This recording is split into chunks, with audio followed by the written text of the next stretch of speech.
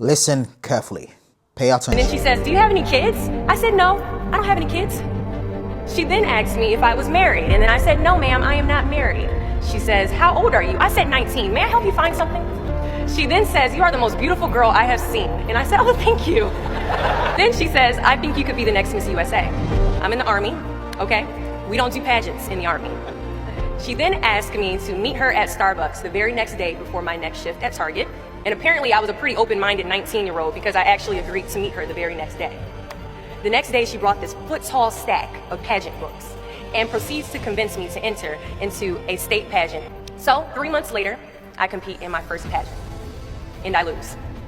I go back the second year, compete in the state pageant, I lose. Go back the third year, compete in the state pageant, and lose. Go back the fourth year, compete in the same pageant, and lose.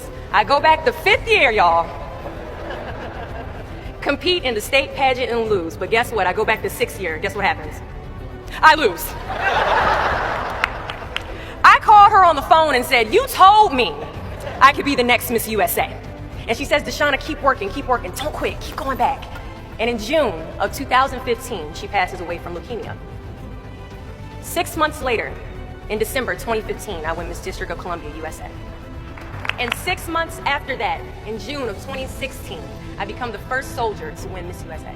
At times, our purpose drops in our laps as if the heavens threw it by accident. I ask only one thing of you all today after you leave this building. Do not fear failure, but please be terrified of regret, as giving up is the birth of regret.